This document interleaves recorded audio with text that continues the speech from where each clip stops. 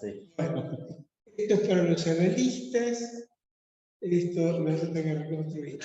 Esto es para los analistas, y él dijo, había una repetición enorme y él sacó todo eso, ¿no? Sustrajo todo eso del texto que todavía no salió, pero estamos esperando, sobre la identificación. Y me parece que ahí está el lector, ¿no? El lector que toma un texto como propio, ¿no? y lo transforma con su goce. ¿Ustedes qué piensan ustedes de esto? ¿Saben por qué me pensé? Porque en la experiencia, una de las cosas difíciles que yo noto es salir de que el hombre encuentre ese objeto maravilloso, ese plus de goce. Puede hacer algo con el plus de goce. El plus de goce no tiene nada que ver con el cuerpo. El plus de goce es un efecto de discurso. No habría plus de goce si no hubiera discurso del arte. Por lo tanto, el discurso analítico como reverso del discurso del amor, moviéticamente hablando, corresponde a lo mismo. Creo que ahí está la estafa analítica. Lo que saldríamos de la estafa analítica sería si pudiéramos, ¿no?, que el sujeto, ¿no?, vaya construyendo su propia lectura del inconsciente. Es inconsciente, ahí estaría su goce. Pues, podría ser otra cosa, engancharse con el discurso del otro, con el inconsciente transferencial, no deja de tener relación con los objetos. Estás pensando en estas variedades que surgen del análisis en todo caso y la ficción que uno construye, si no es precisamente ese el lugar del paso, al fin y al cabo. El poder hacer una lectura del propio análisis. Sí. Una lectura en este sentido de lo que no es para ser leído. Sí, me parece que sí, que pueda transmitir una experiencia de goce y no de saber. ¿No? Me parece que Miller en Comandantú, allá hace muchos años, la conferencia que hemos trabajado mucho en este seminario, hace este diagnóstico, ¿no? El problema, vamos a decir, de los inicios del siglo XXI es el objeto en el segundo de la cultura. Y los circuitos de goce que eso arma, pero como plus de goce.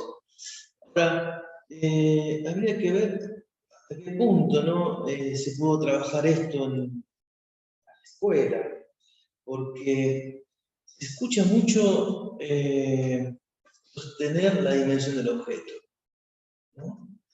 Me parece que los analistas mismos hemos quedado tomados en este empuje del mundo, como dice Miller.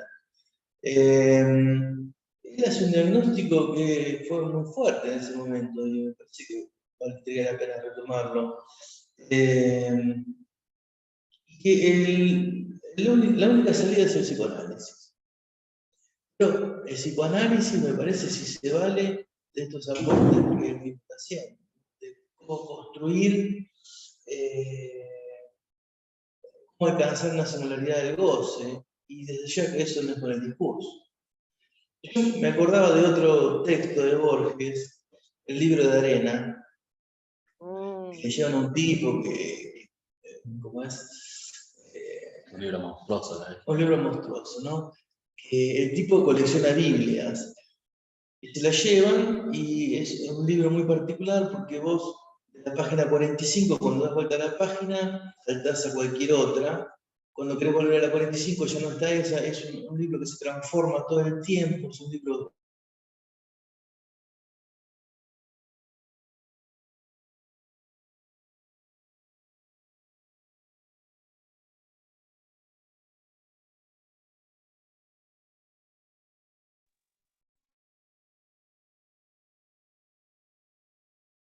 Quedó mudo.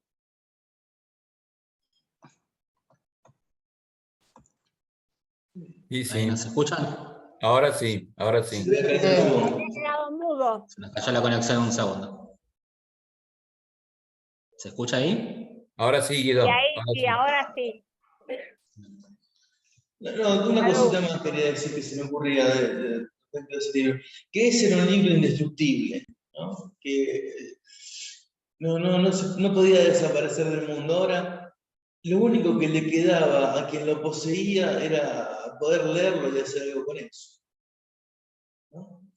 Pero no en tanto libro, en tanto objeto, no tanto desciframiento de la lectura, sino hacer algo con eso que le había caído en la vida y no se podía sacar más de encima. Ese libro no lo quería nadie, entonces no le quedaba más que hacer algo con eso que iba a estar todo el tiempo en su vida, me parece. No. Sí. No, y que si no mal no recuerdo, ese libro termina siendo tortuoso para el autor, Sí, claro. para el que lo posee. Pero quería recuperar esa idea de tortuoso también, porque no es el placer de...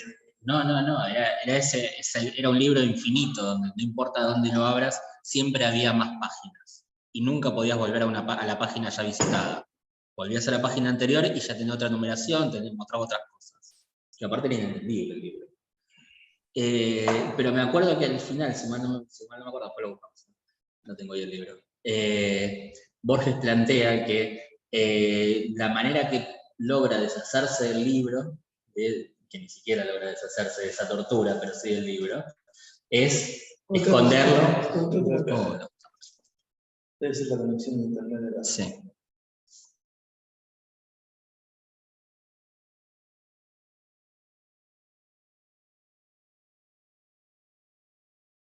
¿Se cortó? Se cortó, sí. Sí.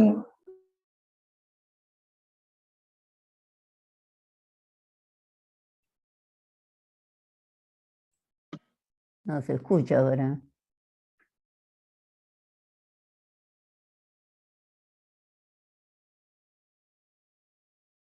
Me parece que salieron de la reunión y tal vez vuelven a entrar. Sí, se cortó internet seguramente nuevamente. Sí, se cortó.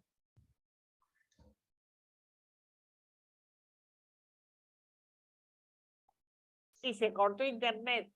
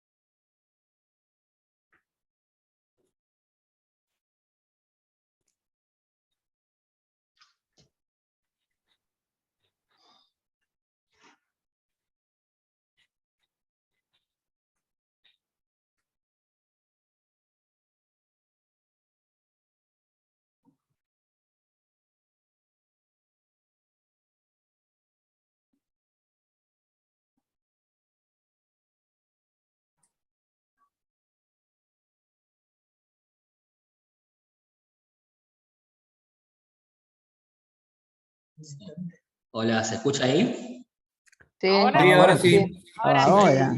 Se nos estuvo Sí. cayendo internet hasta recién. Bien. No Se escucha, está se escucha. funcionando muy bien la conexión. Lo último que vos dijiste.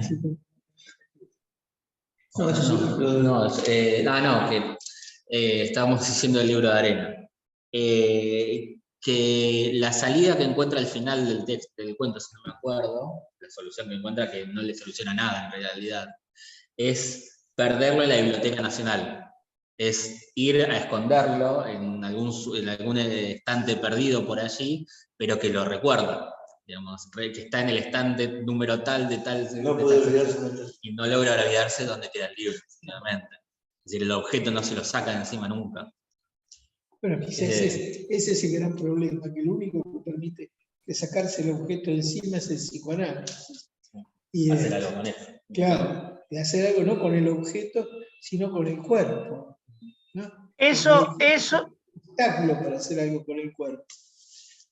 Perdón, Lito, eso es lo que dice Freud conversando con Stephen Zweig respecto del ejemplo Dostoyevsky, sus síntomas, que es el psicoanálisis el que puede dar cabida a esta cuestión, porque no hay, incluso lo dice, lo loco es que lo dice con su persistencia en su ciencia, digamos.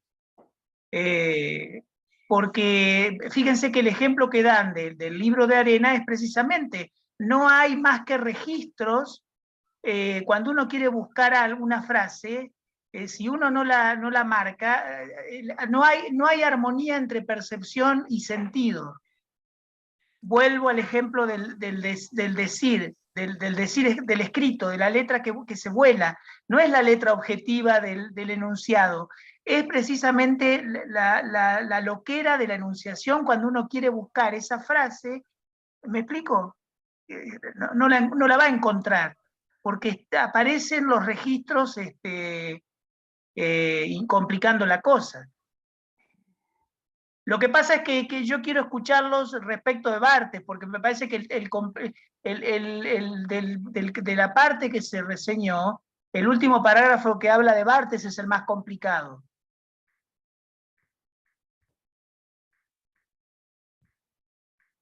Yo no te puedo decir mucho de Barthes. Tengo el libro y no recuerdo hasta dónde llegué. Pero la idea central, o por lo menos la que interesa, es esta que trae Miller, que es sorprendente que Barthes empieza a hablar del placer del texto. Y cuando uno lo lee, ¿no? Teniendo algún recorrido en Lacan, uno empieza a darse cuenta de cómo, bueno, esto mismo que marca Miller, ya lo dijo él, de cómo está influenciado un culturalista a partir del psicoanálisis y cómo puede empezar a ubicar algo que el estructuralismo no podría haber ubicado, que es el goce de la lectura. ¿No? Sí, es cierto también que lo que es una crítica a Barthes es que Barthes nunca lo quiso nombrar a Lacan como fuente de inspiración, ¿no? Sí, claro. Pero creo que es eso. El Ahora, estructuralismo no puede pensar con el... No, el estructuralismo no puede captar un cuerpo, porque el estructuralismo de verdad, digamos, ¿no? El supuesto estructuralismo de Lacan, es sin sujeto y sin cuerpo, porque el estructuralismo es un sistema y nada puede haber fuera de ese sistema. Esto está dicho hasta por Saussure. De pura lógica. De pura lógica. Nada puede entrar ahí, ni siquiera el sujeto. Ya la idea de Lacan de pensar una estructura con sujeto es una locura que no podría ser pensada por Lévi-Strauss, por ejemplo. Claro, pensaba Lito, hola a todos. Hola. Pensaba que en esto que decían del título de Barthes, que era el placer del texto, que tendría que haber sido el goce del texto. No, ¿es así o de la lectura? Sí, el goce del texto. Claro, pero después hablaban del el goce de la lectura, decían, ¿no? Se podría decir. Y yo pensaba en la inversa, ¿no? En la lectura del goce. Porque si es que cuando hablamos de lectura, estamos haciendo una referencia a una lectura del goce en juego, ya que el goce nunca es dicho. Por lo tanto, no es algo, como decías vos, a ser leído de lo dicho. Y tengo una experiencia próxima, pensaba en eso como para traer un poco la experiencia del psicoanálisis a esta cuestión. Este fin de semana hubo acá en el CID de Tucumán una presentación clínica y el comentador de la presentación clínica en un momento hizo como una lectura, me parece, justamente de algo del orden ese que estamos hablando acá, de lo que no es para ser leído en lo dicho, porque era una lectura de un aspecto del caso que tenía que ver con una ausencia, con una falta, en ese caso de la paciente, a sesión, sin aviso. Y él lee ahí, en eso, donde no había nada dicho, sino más bien una ausencia, lee, hace una lectura. Entonces, pensaba si estoy encaminada al pensar esto de este modo, si vamos más o menos rumbeando por ahí, en el sentido de que lo que leemos en el psicoanálisis, cuando hablamos de lectura, se trata de lectura en el orden del goce. Sí, para mi gusto no hay otra lectura que no sea la lectura del goce, ¿no? Por eso Lacan dice, el inconsciente no se escucha, se lee.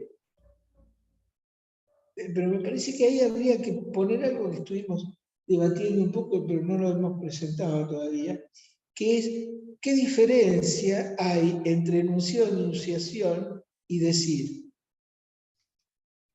¿No? Y me parece que el decir es la lectura del goce. Ni el enunciado ni la enunciación. ¿No? Y me parece que tiene que ver con eso, ¿no? Que la lectura del goce no tiene nada que ver ni con el decir, ni con la enunciación ni la enunciación, sino con el decir. Y el decir es lo que decía Ido al comienzo, esta cuestión que quedó como debate, si es eco o resonancia. Me parece que te voy a dar una idea, tengo una idea cuando te escuché decirlo, que una cuestión, el eco, tiene que ver con el espacio.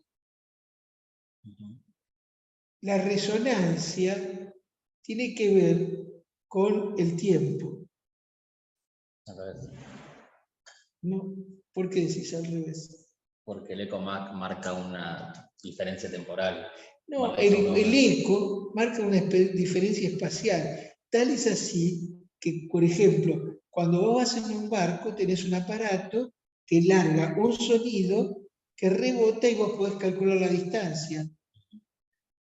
Y la vibración, ¿a dónde la ponen entonces? No sean tan absolutos porque caemos en lo mismo que criticamos. Es una conjunción de vibración, tiempo y espacio, sin duda. No, seguro, pero me parece que son dos cuestiones diferentes. Estoy de acuerdo. La resonancia me parece que marca más bien una temporalidad que no puede ser medida. El eco sí. El eco nos da una idea de una distancia. La resonancia no. Por eso no creo que la resonancia sea volumen, de volumen. ¿No? Sí, la resonancia es la vibración nada más. La vibración, aquello que puede perdurar o no perdurar en el tiempo determinado. En cambio, el eco está directamente relacionado con el espacio. A mí me parece que esta distinción es muy importante. Lacan, su seminario, que fue creo que uno de los pocos que mirar no fue, a propósito, se llamó Topología y Tiempo. Es al revés. Entonces, me parece que hay una diferenciación, pero en Heidegger es claro. En Heidegger, una cosa es ser y tiempo y otra tiempo y ser. En tiempo y ser, lo que desaparece es la casa del lenguaje, el Dasein. Y lo que marca es que lo primero es el tiempo. ¿No?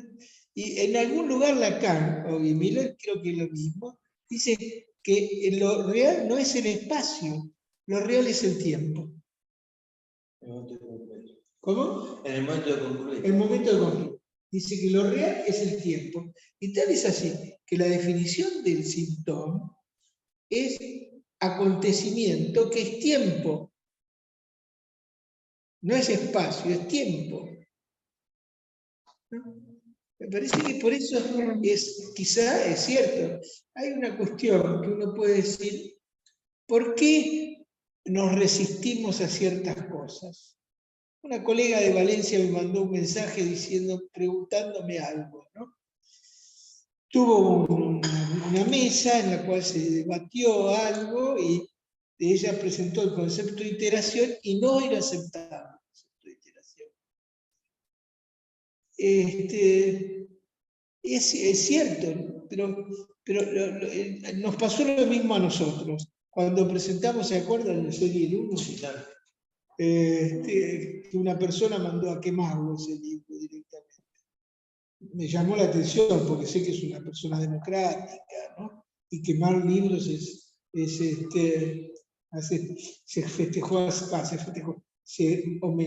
se recordó hace poco la quema de libros por el nazismo. Esa persona que dijo quemen el libro decía que no podía hacer la diferencia entre repetición e iteración, que eran exactamente lo mismo. Yo me quedé pensando mucho, porque no es una persona, es una persona sumamente inteligente, trabajosa, conoce muy bien la obra de Lacan y también es un lector de Miller. Entonces, creo que como analistas tenemos que pensar por qué es el obstáculo. ¿Dónde está el obstáculo? ¿Cómo? Él no quiere saber de eso. Bueno, pero es importante poder trabajar a partir de no quiero saber nada de eso, porque es lo que hace Lacan en el seminario 20. Y dice, no quiero saber nada de eso, no es el mismo que ustedes. ¿No? Cada uno pareciera que tendría que encontrar su no quiero saber nada de eso. Si lo pensamos así, es pacificante. Es pacificante en el punto de decir, bueno, cada uno está en su no querer saber y bueno, esto es así para todos, ¿no? O casi todos, por lo menos lo que se preguntan sobre el no quiero saber nada de eso. Entonces, eso a mí particularmente con aquella persona que me mandó a quemar el libro, nuestro libro, que lo habíamos hecho con mucho cariño y dedicación, se llama Lectura sobre el Serial 1, que fueron muchos años de lectura sobre el Serial 1. Me tranquilizó, porque en ese momento me enojé mucho, ¿no? Y hasta hace poco seguía enojado, pero me tranquilizó en esto. Se ve que esta persona, lo nombro, pero que su saber, no saber nada de eso, no, todavía, bueno, y quizá nunca vamos a tener un mismo no quiero saber nada de eso, ¿no?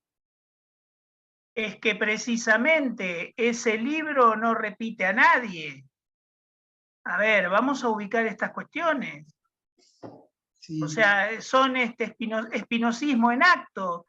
No repiten al rabinato de lo que está, de lo que circula. Pero ¿sabes qué pasa? Esa persona, que no doy el nombre, tampoco es una persona que repite.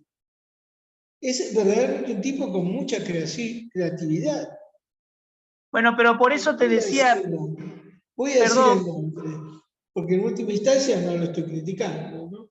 Ese es Juan Carlos Indal.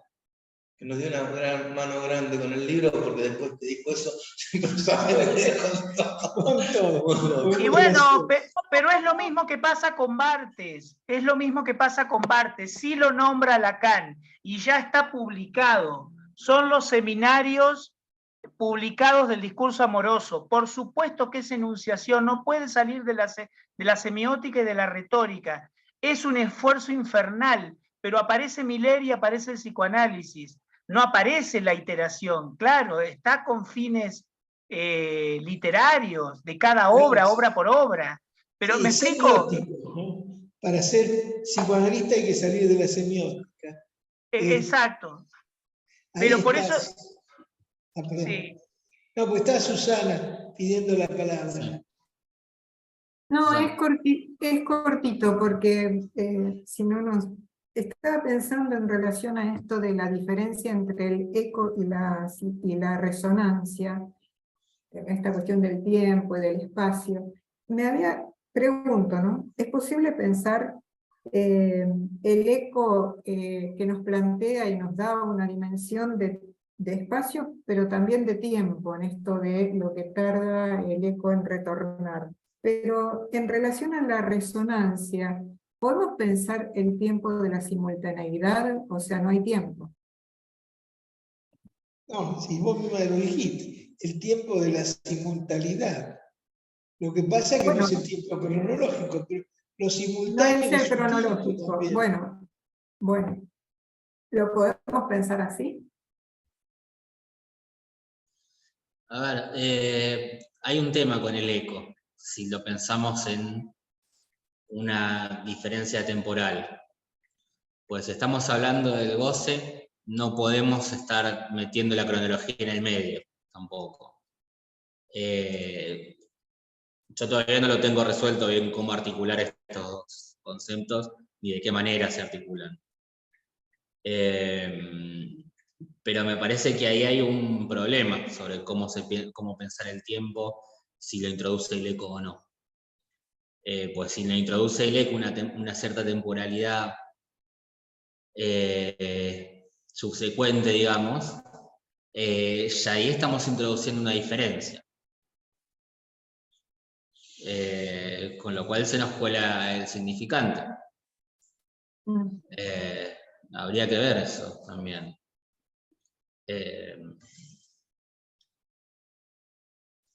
La compañera me parece que hablaba de la resonancia, no del eco, cuando planteaba la simultaneidad. Está Sí, con respecto a la interesante, resonancia. claro, está interesante para pensar eso. No hablabas del Si yo eco. recuerdo mal, no, que si yo no recuerdo mal, cuando Lacan redefine la pulsión, dice que es el eco en el cuerpo, el hecho de que hay un decir, y después dice que el significante consuene o resuene. Y ahí eso viene de la mano de una redefinición de cuerpo también en Lacan, porque dice que el cuerpo es una bolsa vacía. Entonces está toda el debate con Deleuze y demás. Entonces, ese vacío que genera el cuerpo es susceptible de la resonancia, pero también del eco, porque es la posibilidad de que entre esas paredes que tienen un vacío algo resuene. Pero me parece, bueno, no sé, ahora me tenía una idea que en la medida que estoy hablando me fueron mezclando los dos términos, así que me callo. Te doy la palabra. ¿No será que pensaba que no será que cuando en la resonancia, eso que vos decís, Carlos, el significante corporiza, es decir, el significante transporta goce, y ahí la simultaneidad de la que hablaba la compañera, entre el significante que hace goce en el cuerpo. En ese sentido resuena. ¿Por qué? Hay también resonancias que no sé si necesariamente implican ese efecto de la interpretación, ¿no es cierto? Porque es un tipo de interpretación hacia el final de análisis, que puede ser diferente a, qué sé yo, a otro tipo de interpretación. Sí, quizá se me ocurrió la palabra simultaneidad, que es verdad, Lito, la simultaneidad es tiempo, pero en realidad, porque es la única que se me ocurrió para pensar algo del orden del acontecimiento, de lo que ocurre, es ese instante, ¿no? Y después viene todo lo demás. Sí, yo lo pensaba en relación a lo que trajiste vos, la definición de pulsión del eco en el cuerpo, del hecho de que haya un decir.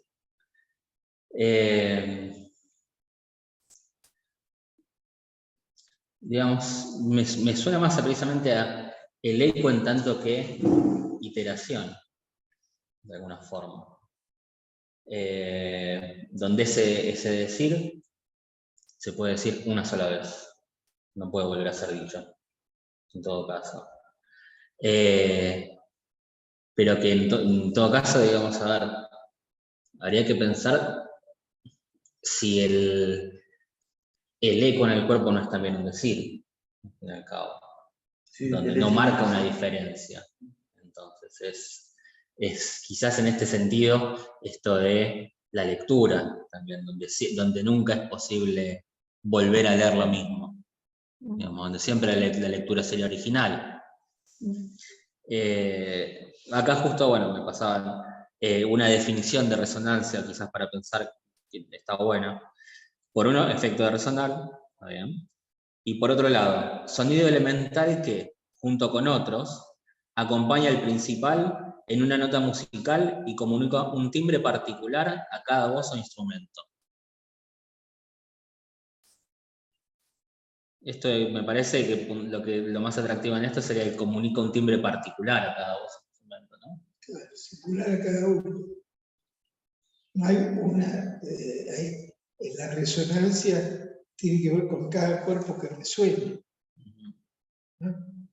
Habría que ver, después lo vamos a investigar un poquito más, lo que es un resonador, por ejemplo, en medicina, porque la resonancia es un concepto magnético, ¿no? de la física.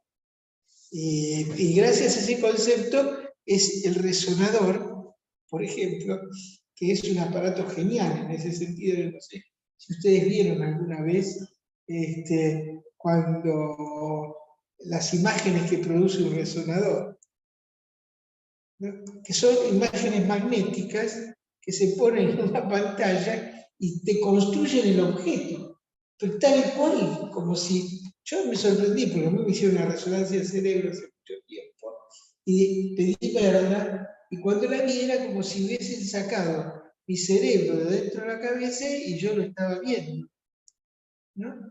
Me fue muy impresionante, pero no sé el mecanismo interno del resonador para que dé ese producto. Es cierto que la resonancia en nosotros es un acontecimiento del cuerpo, ¿no? Y que lo que produce es un goce, no una imagen, pero es un goce. De cualquier forma, a mí me parece que la importancia que debatemos este tema tiene que ver con que el psicoanálisis ha sido una estafa porque prometía un saber. Y es cierto que no hay saber antes de Descartes. Y yo no sé, vos que estamos acá, un filósofo, y alguien también puede decir algo al respecto, si se podía pensar en la noción de objeto antes de Descartes. Sí, pero no de la misma manera. Bueno, ¿y cuál es la diferencia? A ver, a mi parecer, en todo caso, la diferencia radica en cómo se construye el objeto. La diferencia del paso entre lo que podemos llamar la ciencia moderna y lo que sería la ciencia medieval, Sí. por llamarla de alguna forma. La ciencia moderna en realidad es matemática. Eso queda claro. Aquello que se puede medir es aquello que para la ciencia puede existir. No digo que la ciencia dice que existe, digo puede existir. La ciencia, en todo caso, con sus leyes lo que nos da es una hipótesis de cómo es el mundo. Es decir, si existiese tal objeto, se comportaría de tal manera. Ahora bien, la ciencia medieval es una ciencia que, digamos, funciona por esencias, en realidad. Al ser una ciencia, digamos, creacionista, por así decirlo, no es que el objeto se pueda medir para saber sobre él, sino que el saber es el saber dado por Dios, es decir, es un saber sustancial, es un saber del orden del ser del objeto. No es una ciencia cuantificada que cuantifica los objetos, sino que los cualifica. Es decir, un objeto es pesado por ejemplo, antes se pensaba por su composición, porque tenía elementos más de tierra, si se quiere. lo cual lo hacía más pesado. Un objeto más liviano por una composición con más aire, por decirlo de manera rudimentaria. Pero eso daba una cierta explicación al comportamiento de la naturaleza. Lo mismo que los mitos, en todo caso, si querés. Eran también un cierto tipo de explicación de cómo funcionaban los objetos, si querés. Pero no es el mismo objeto que tenemos hoy por hoy. Mismo pensaba, perdón, hacer una aclaración también. Cuando hablamos también, cuando leíamos acerca de Ánima recién, en el breve comentario, hay que aclarar que Aristóteles también, estamos hablando de un griego, en todo caso, es decir, no es, cuando hablamos de tiempo, no estamos hablando de la misma temporalidad que pensamos nosotros, en tanto que una cronología que refiere siempre a la física y nada más. Es decir, hay diferentes temporalidades en lo que es el mundo griego, en la naturaleza, en la física sobre todo, que dictaminan el funcionamiento, digamos, del mundo de diferentes maneras. Después, si quieren, la próxima vez, en todo caso, lo vemos un poco más, eso, rearmemos esto que hemos visto. Pero no hay que tomarlo de una manera tan transparente como lo sería para nosotros. Sí. Es que esa es que esa transparencia, yo los invito a que vean el diccionario de Migliavaca sobre, no, de Silvia Magnavaca sobre el Sí. lob. El problema está en el lob, en la partícula donde ahí hay todo un, ¿no? Hay todo un deslinde significante que nos ayuda, que es lo que está diciendo Guido ahorita. Hablaste del amor de la vida de Guido, porque Guido fue alumno de María Vaca y me hizo comprar el diccionario de María Vaca. Además hay un diccionario de ella sobre Borges y estas cosas. También es muy importante porque ahí está toda esta cosa conjetural ligado a que no hay que dejárselo a la epistemología universitaria. Pero me parece que yo quería apuntar con otra cosa, con lo del objeto.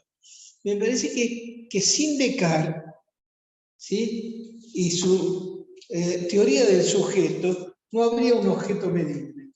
No. Eso es Ciencia y Verdad de Lacan, el último de los escritos de Lacan, de lo que nosotros conocemos como escritos uno, porque en francés salió escrito nada más, ni uno ni dos. Y ese texto es esencial para este punto, porque lo que estamos hablando como objeto, como tal, es el objeto del conocimiento que nace con Descartes. Por eso el psicoanálisis que está a la época tiene que darse cuenta que el objeto que se construye es un objeto que solamente parte a partir de Descartes, y que como objeto que parte a partir de Descartes ya no tiene esencia,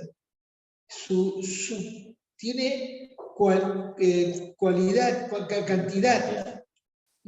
Cuando Millet hace una lucha contra lo medible, ¿cómo? Contra la cifra. Contra la cifra y contra lo evaluable, porque no hay nada que no sea evaluable si no es a partir de lo contable. Me parece que está ahí el punto.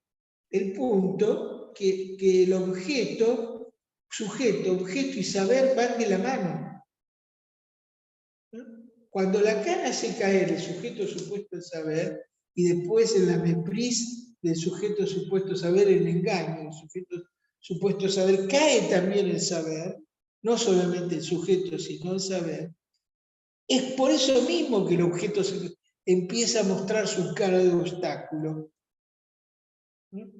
Y me parece que esta es una operación que tenemos que desarrollar. Es una operación muy importante, porque es la operación, por ejemplo, en la clínica, que nos llevaría a poder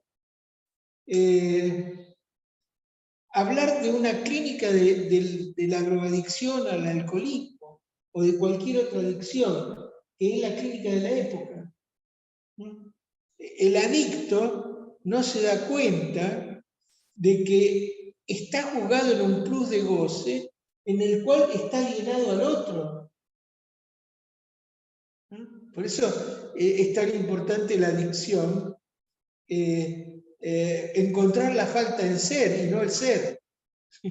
¿no? Guido me decía cuando veníamos para acá, veníamos charlando de este tema, me decía, claro, Alcohólicos Anónimos lo que propone es ser un objeto en tanto anónimo.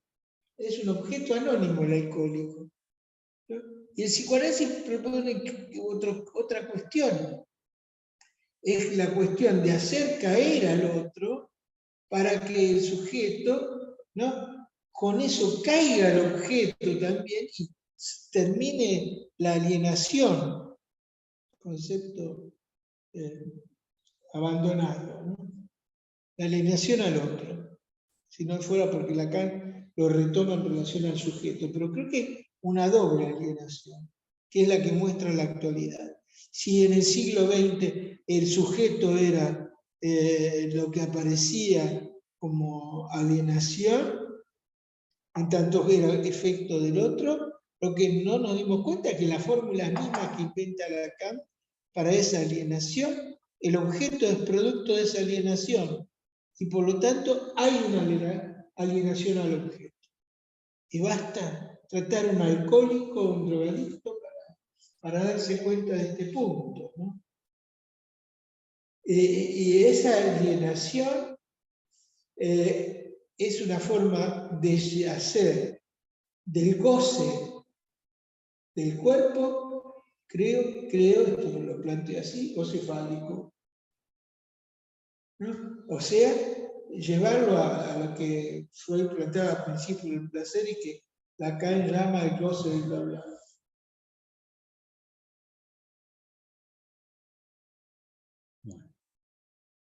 ¿Terminó? ¿Hay alguna intervención más? Capaz que lo dejemos para la otra. Me interesaba eso último que has dicho, no termino de entenderla bien, pero la dejemos, porque ya es como tarde, me parece. Bueno, Bueno, mandala y así en un mensajito, así lo trabajamos la próxima. ¿eh? Dale. Bueno, Bárbaro. bueno. adiós. Chao. Buen provecho. a Chao, todos. gracias. Chau, chau. Chao. Gracias. Muchas gracias.